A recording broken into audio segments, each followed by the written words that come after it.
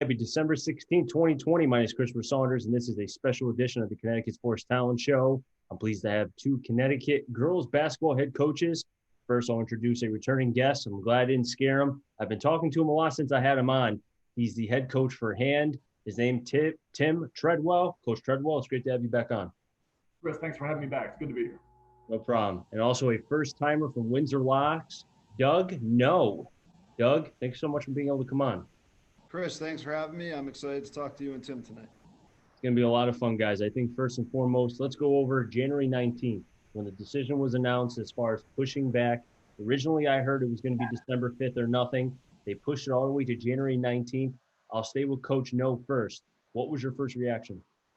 My first reaction when we heard the first date was, of course, of excitement, and to know that we were possibly going to be going before Thanksgiving, maybe try to get ahead of the virus a little bit. Then the virus numbers started to go up, and to hear that we had a second date available as January 19th, it gave you the hope. And I'm excited, and I'm just like every other coach that has come on to hear what happens on January 19th. And my team has some excitement, some hope in it, and I hope we can get us back on the court. Coach Treadwell? It's an optimistic feeling. You're hoping enough of the news these days is bad, and then for somebody to at least dangle that carrot out there in front of you and say, the 19th. And the thought process behind it, I thought was good. The people I talked to, the administrators I spoke with said, they wanted to get people through Thanksgiving and through Christmas and then through New Year's, and then 2 weeks past New Year's gives everything a chance to kind of settle down, and it gives us a chance. And if it comes down to the fact that we can get in the gym with our kids, then that's something worth fighting for. And so, we'll keep being optimistic as much as we can. That's the one part too that I think a lot of people, and I shouldn't say people, but I think just from what I've seen on Twitter and such, the Twitter warriors saying that the CIAC, wants to ruin kids' dreams. Glenn wants to destroy everybody's love for sports. And I couldn't disagree with that more. I mean, I had him on. He was great to have. And he has kids of his own. So he probably feels terrible having to make these decisions, but he's making it for multiple reasons. And I think for the CIAC to be able, because of where we are in the state right now, I think we're at 98% as far as, the state being in the red. There's only a couple of districts that are somewhat below that red margin. I think to be able to push it to January 19th, and I'll stay with Coach Tredwell here, allows the time to be able to hopefully get some games across and not be, all right, we're going to play two, and then, we need to stop for 2 months because we just can't play right now. Yeah. Again, any chance to get in the gym is good. And it is upsetting to see people who make commentary like that. And I understand people's frustration. I understand people's anger. Everybody's upset. We've been locked in for 9 months now. But to lash out at people who are career educators or career administrators and say that they're trying to hurt kids on purpose, they're trying to destroy kids, it's asinine. And it's upsetting, and it doesn't help the process. It doesn't help kids. It doesn't help coaches. What we need to do as coaches and adults, frankly, be there for the kids, be there for our athletes, make sure that their mental and physical well-being is okay, and take care of ourselves. I think a lot of adults out there are focusing on their kids, whether it's parents, whether it's teachers, coaches, and they're giving themselves the short end of the stick. We have to learn to be patient with ourselves during this time period. We have to learn, a little bit of toughness, a little bit of resiliency. And the hope is that everybody who's involved with it can come through at the end, just a little bit better and a little bit more appreciative of what we do have. Coach, no, the one thing I've noticed as far as doing research on your program, the one thing that I kind of really got back just from articles I read and a couple people I asked is that the program that you've built at Windsor Locks, tough, grinders, young women who really kind of have a passion for wanting to be able to, no matter if it's basketball or not, wherever their career path is going to be, they're going to take you out 100%, go 100%, like they would on the basketball court. So I'm sure when the decision came on January 19th, they probably were taken back some, but to me, and this is just a guess, so you can correct me if I'm wrong, I felt like they kind of said, you know what, there's a chance, so we're going to be as prepared as possible. Yeah, that's what the girls have been doing. They've been sending me pictures of them playing on the court, going outside, and it's been pretty nice weather with their masks on and getting themselves out there. And Tim mentioned patience, and I think that's what we all need to have right now. It's just patience to see the call. One of your past shows, you talked about how Glenn is the face that people see, but the decisions are made by many people behind Glenn. And I think that's an excellent point. And what I would love to see happen on January 19th is say, hey, we're going to go with 2 weeks right now. And the 2 weeks are conditioning, get yourself ready. And then we're going to see about games and gradually decide up until the state tournament even, let's have patience all the way with the vaccines coming out, and we'll see where this goes. I think to make a call now and not know where we're going to be in 3 months is tough. And I think that's why some people react the way they do on Twitter and other social media. But just to take a step back, our next date is January 19th. Have some patience. And I know that's what I've been preaching to Lady Raiders is let's just see. I don't want us to get too high and get super excited. Nothing was tougher than last year, right before the quarterfinals on a Tuesday, I was teaching in this classroom, and to get a message. I don't want to get to that point again, but at the same time, we'll just wait for the 19th and use that patience that Tim was talking about. That's an interesting point, Coach Knowe, that instead of jumping right into games as soon as possible, kind of go through it almost, the word I never want to hear again after 2020, protocols. Kind of go through the incremental steps of, okay, first you go through the conditioning, then you practice some. You see where we are right now, or at that point, as far as with the cases and our schools having in-person learning. Is it, half and half? Is it full remote? I think that's something I have not heard, Coach Knowe, and that's a very good point by you. Thank you. I think, talking to other coaches, it's the call of, even like football, we're going to just do it now and move it to later we can't predict the future. So we just got to go little by little. And I know that I would start with that. And I'm curious what other coaches would think. But to make a small step, let's see where we are and continue to grow. Maybe we don't say it's 12 games right away. Maybe we say it's going to be 6 and then, okay, 6, I think we can get 12. I think we can get the state tournament. And speaking of coaches and kind of getting their interesting viewpoint, I'm glad I have Coach Tredwell here because he's a cerebral guy, both in basketball and then I think, honestly, I've taken some of his life quotes too that he's said in text. I've taken them with me. Even my girlfriend goes, "You did not come up with that." And I was like, "No, I stole it from a coach." So Coach Tredwell, what do you think of Coach Knowe's idea about kind of taking things incrementally? I think it's absolutely necessary, to try and jump ahead. And I understand the necessity for planning, to try and organize however many games they're going to do. Nobody wants to do that on the fly. I mean, if you're paying attention to college basketball right now, what they had the bubble going over in Mohegan, and teams are just playing, hey, do you want to play tomorrow? We'll play. And I completely get it, and I love it because I'm a huge college basketball guy and I wanted to watch it. But I understand, like, for a coach, certainly it's super frustrating. The kids want to play. So I'm sure they, God, if they had a game on Friday, they'd be ready on, Friday afternoon, even if they hadn't practiced yet. As a coach, that's an absolute nightmare. And I think as coaches, we need to go into the season, if we are fortunate to have a season, if we're fortunate to practice, if we're even more fortunate to get games, it's not going to be pretty. Like, it's not going to be good basketball. It's not going to be up to the standard that we would normally hold our programs to. But again, to be able to enjoy and appreciate what we have, even if it's only a couple games, even if it's just those few weeks in the gym with your kids, that's probably what I'm missing more than anything else.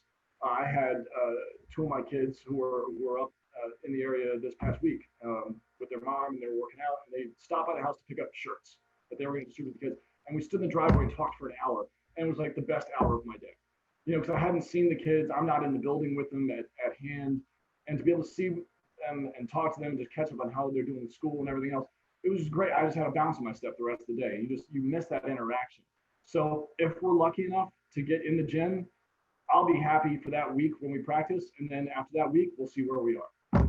All the coaches I've had on since I started doing these roundtables, and even some of the players I've had on, they've all kind of, the same word has been used multiple times, which is, I want to be around insert coach or player. It doesn't matter if there's games or not.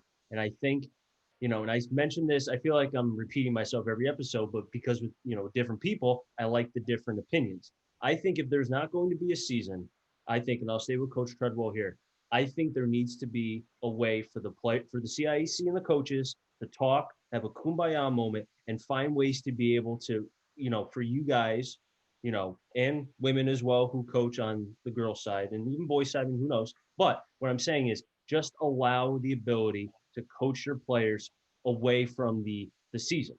So what I'm saying is an off season, maybe in the spring, maybe have a summer league per se where the head coaches or coaches can coach the players to prepare them, but also make up for the lost time. Agreed. Even if it was a 1-year trial run where we had opportunities to get them in the gym, whether we could coach summer league, something like that.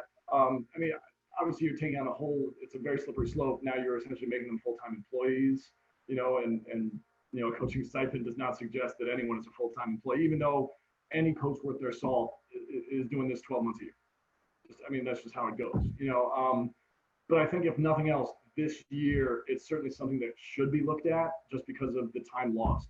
Let's say we lose this season. You're telling me we're going to lose an entire year of development? So I've got kids who are freshmen and sophomores who haven't gotten coached at all, and we're just going to start next year fresh. Like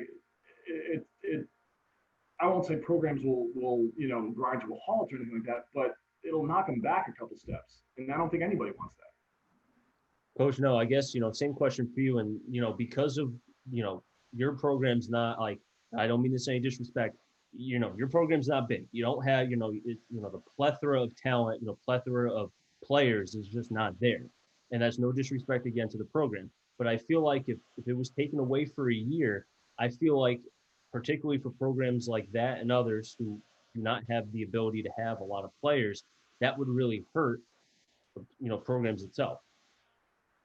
Chris, there's no offense taken. Small schools across the state of Connecticut, I think that you're right on. When we have just a few amount of players that come out right across the river in East Windsor, their numbers over the last few years, they've had great success, but their numbers don't have that many kids you need to have that program going year round just so kids stay interested in your sport. My thought has always been when it comes to off season, I'm a teacher and I can have a student contact me and say, hey, Mr. Knowe, could you help me with reading in the summertime? And I can help my kids, as a teacher anytime I want to. I fully see what Tim just said about stipends and contracts. That's out of our hands. But in terms of coaching, why can't a kid call me up and say, hey, coach, can you meet me at the gym and work on my jump shot the same way a student can ask for help with reading or writing? And I think that's something we need to look into and think about. The other part that I've always thought about too is the AAU side of things. Many people say, well, they have opportunities with AAU. My worry is many families during this COVID-19 have had to cut back on needs and wants financially. And not every kid right now is going to financially be able to go to camp or go to AAU. And, if coaches, maybe some won't want to do it, but if coaches want to have the opportunity to work with kids, let's open the doors and let people do it without feeling that we're doing something illegal in the coaching world. I've heard many times about the CIAC saying that they're for the players. They want to be able to give an opportunity, and they want to, allow the players to be able to make sure that they stay on the straight and narrow path. And I think that's a great point, Coach Knowe, about how, because of COVID and because of how, people, if they think that 2021 is going to be back to normal, it's not going to be for various reasons. And I think, to go back to what you said about because of the financial situation, I'll stay with Coach Knowe here. I think if the CIAC allowed players to be able to work with their coaches, not even so much if it's the X's and the O's, but just being there with their coach who knows them, who's trying to help them, but also too, because again, like I said, with the financial side, there's a lot that can be helped on, a mutual agreement. Absolutely. And if a coach is willing to give up their personal time, and across the state, maybe not every coach will want to do that, but if a coach is willing to open up the gym door and say, hey, I'm here from 8 to 10 for skills and drills, and kids want to come, let's open up that opportunity. For me personally, the part that I missed, Tim, it's funny, Tim talking about talking in the driveway.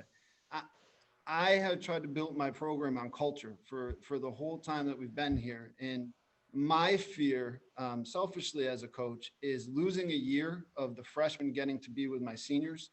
They lose what the program is like, and why do we play for the town of Windsor Locks, and what it means to be a Lady Raider, and those great things are what builds your program and carries it along. And that's why I would love to have the kids together, just to get them out and see freshmen with their seniors and seeing people they might not see every day. That's so important about, I'm glad you mentioned that, Coach, about the freshmen learning from the seniors, the sophomores learning from the seniors being able to kind of be that stepping stone of, okay, this is how things are done. I mean, Coach Tredwell, I know your program, even in your quote unquote down years, you still have the upper echelon players being able to show the younger ones. And we talked about this when I had you on, about being not just leaders on the court, but also showing the freshmen, the sophomores, and even the juniors. I don't care, studs or not. This is how hand basketball is done. This is how Tredwell is going to coach, no matter if you're doing really well or you've missed 30 shots. It doesn't matter. And I think that's a very good point. Coach Tredwell? Well, and spinning off of that, you want the freshmen around your seniors. You want those upperclassmen to learn how to lead. Like, that's not something that comes naturally. They'll say that, if you don't, find good leaders, or if you don't build good leaders, then bad ones will fill that space. And so you need sophomores and juniors to be around the seniors to figure out they're the next ones up. And so they've got to have that opportunity. And if you're now going to have sophomores, this year's sophomore class, skipping an entire year, suddenly they're upperclassmen. Well, a lot of those kids should still be playing JV or something like that. And now they're going to be thrust into leadership roles without having the experience and without having the comfort and the confidence to do that. And to just the loss of an entire year of not only physical skill development, but just mental and chemistry development as well. It's a nightmare. And I don't think everybody's going to be completely rebuilding from the ground up, but there's not going to be a program in the state that doesn't take a hit if we lose the entire year. Yeah, it's difficult because, we can't predict the future. We don't know what's going to happen. And I'll stay with Coach Tredwell here. Looking at, I guess now we'll go to the best case scenario. If there's going to be, and I'm hoping, I'm just broadcasting more than anybody. My last game I broadcasted was March 12th. I did a senior night for baseball up at Amherst, and then I did an NCAA hockey game, Norwich against Amherst. Never thought hockey would be the last game I broadcasted this year. Trust me. But I think that if there's going to be games played, I feel like any amount of games, if it's 1, 2, 5, I feel like it doesn't matter. Just get back on the court. Agreed. Right now, as a coach, and as a player, I'd probably never say this, but as a coach, I'm missing practice. You're missing all the stuff that, I've spent the last 9 months. We were a couple days away from taking on East Lyme in the quarterfinals, with a shot to go to the state finals or the state semifinals and play the number 1 team in the state. So, we were, and Coach Knowe, I know he knows this, he's this close to playing Chippewa. He's going to go to the Final Four in a second, so now you're filling that void in the next 9 months. All right, I've lost 2 seniors. What did we do wrong last year? What can we tweak? What are we going to have coming back? And you just spend 9 months watching film, watching clinics, watching YouTube clips on, this and that, and just trying to fill out. And now there's part of me that just, I just want to see if it works. I just want to see, all the little tweaks I've made, all the adjustments. I've seen some of the kids, there was a few weeks of fall league there. I want to get them in the gym. Give me a week to 10 days to put the stuff in and then just see. Let me see if it sounds good on paper and I think the kids can do it. Let me see if we can do it. And so that alone to me would be enough. And of course, obviously I'm going to want to put it to the test. I want to try it out against somebody. But for me right now, that big step is just getting in the gym for 5 straight days and seeing if it works, and not being able to do that right now is probably the most frustrating thing. Coach Knowe? We left last year. We had a group of college kids come back and that had played at Windsor Locks and in nearby schools right after we played our St. Bernard's game.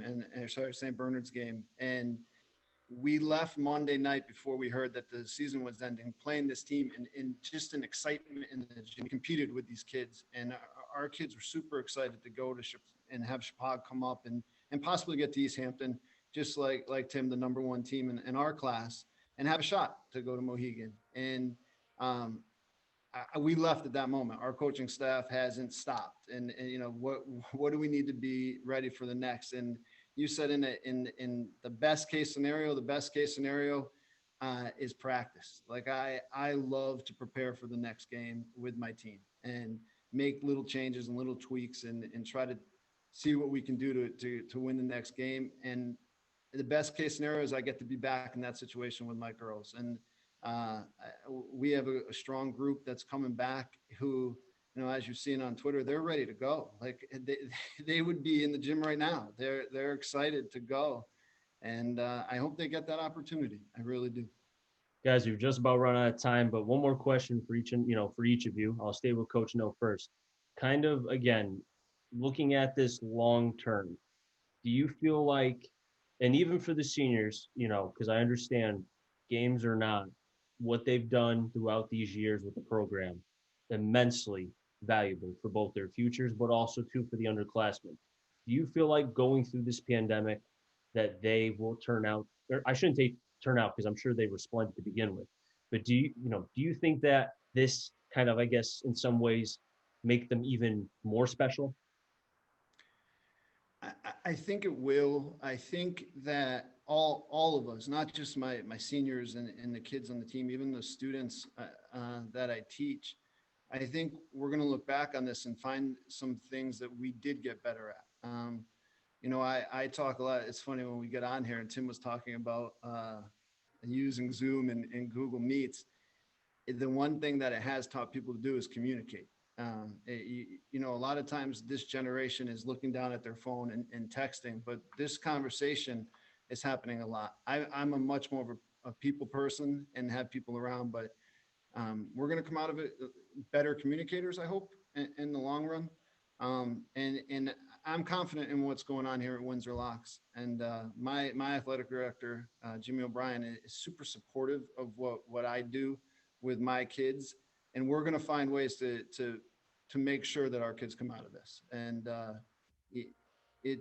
I think things are going to be okay. I do think things are going to be okay. And you know, hopefully we find a way on the court or find a way to keep these kids involved. Coach Tredwell, final thoughts? You know, my heart breaks for these seniors to have anything. You know, nobody wants to have anything taken away from your senior year. That's your turn.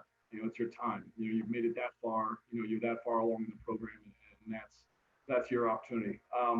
So I mean, you're never going to forget these kids, and you're never going to forget this time as much as we would like to. I think, you know, this is the year that has lasted for 47 years, and I'd like to put it behind us, but we're never going to. And the hope is that we can come out of this not only a little bit tougher, not only a little bit more resilient, but more appreciative.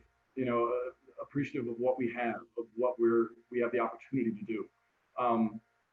You know, my hope, and it's my hope for every class that we ever have, that, you know, if they go through 4 years playing for us, that they always come back. They come back to holiday tournaments. They come back to rivalry games. They come back to practices, whether they want to work out or whether they just want to come and be around the team or just, you know, catch up. You know, my hope is that, you know, these kids come back and they are appreciated for what they dealt with, you know, and they get the respect that they deserve, you know, because nobody should have to deal with this. And the hope is that all of us can come away from this just a little bit better, a little bit, you know, more patient with each other, and just better people. I can tell you this much though, both Han and Windsor Locks, the program's still bright. There's still brighter, even more brighter times ahead, if that's even a word. But, you know, guys, we're just about running out of time, as I said. Thank you so much for being able to come on, Coach Knowe. Chris, before we go, I have to say thank you because, one, for putting Windsor Locks on, but for what you're doing, for taking this time. Chris, you don't realize, I mean, I remember being a kid playing sports and I was up in Western Mass and, you know, when the Republican came out, how did they cover the sports and what you're doing? And I hope you continue it even when this passes. Recognizing kids and coaches and programs. It's great for the state and it gives people a lot to do. So thank you for all you're doing. I appreciate it. I second that. Chris, you've been all of them. This has been like 8 straight months that you have just been, beating the streets and getting everybody's face out there. You're great for high school sports. You're great for the athletes, the coaches. You're doing awesome, man. I appreciate you, man. I really appreciate that, guys. Thank you very much. Now wrap things up in the Connecticut Sports Talent Show. So until next time, stay safe. Remember, CT stands for Connecticut Talent. I'm our journey. Find them all. Have a good one, everybody, and be well.